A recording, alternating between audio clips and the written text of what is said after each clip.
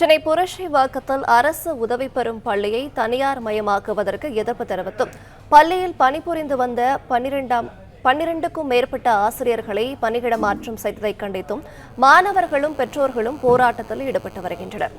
விவரங்களை தருகிறார் செய்தியாளர் கதிரவன். வணக்கம், விவரங்களை சொல்லலாம். சென்னை புரட்சிவாக்கம் வேட்டூரி நெடுஞ்சாலையில செண்டிக் என்கின்ற அரசு உதவி பெறும் மகளிர் மேல்நிலைப் பள்ளியானது செயல்பட்டு வருகிறது.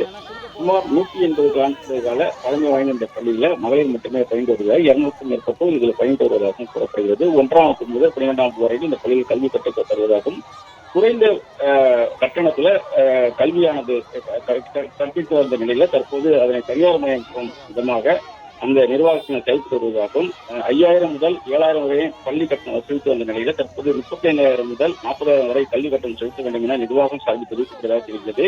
இதற்கு எதிர்ப்பு தெரிவிக்கும் வகையில பள்ளியில் பயின்று வரக்கூடிய மாணவிகளின் பெற்றோர் மற்றும் மாணவிகள், முன்னாள் மாணவிகள் ஆகியோர் போராட்டத்தில் ஈடுபட்டார்கள். பள்ளி முன்பாக கூடி போராட்டத்தில் ஈடுபட்ட அவர்கள் திடீரென அந்த பள்ளியின் முன்பாக உள்ள சாலையில் அமர்ந்து சாலை முறையில் போராட்டத்தில் ஈடுபட்டார்கள். இதனைத் தொடர்ந்து வேட்டூரி போலீசார் அவருடன் பேச்சுவார்த்தை நடத்தி அவர்களை கலைந்து போக செய்திருக்கிறார்கள். பள்ளியில் ஏற்கனவே பணிபுரிந்த 12க்கும் மேற்பட்ட ஆசிரியர்கள் மாற்றம் செய்து விட்டதாகவும் பள்ளியை தனியார் மயமாக்க போவதாக கூறி அவர்கள் போராட்டத்தில் ஈடுபட்டு வரக்கூடிய நிலையில போலீசார் தொடர்ந்து பேச்சுவார்த்தை நடத்தி அவர்கள் நிர்வாகத்திடம் பேச்சுவார்த்தை நடத்துவதாகவும் கூறியிருப்பதனால மாணவர்கள் பள்ளி வளாகத்தில் கூறியிருப்பதாகவும் தெரிவிக்கப்பட்டது. இதனால் சிறிது நேரம் அந்த போக்குவரத்து பாதிக்கப்பட்ட நிலையில போலீசார் அவருடன் பேச்சுவார்த்தை நடத்தி அவர்களை கலைந்து போக செய்திருக்கிறார்கள். பிளே ஸ்டோர் மற்றும் ஆப் ஸ்டோரில் இருந்து பாலிமர் செயலியை QR கோடு மூலம் பதிவிறக்கம் செய்யுங்கள். செய்திகளை உடனுக்குடன் பெறுங்கள்.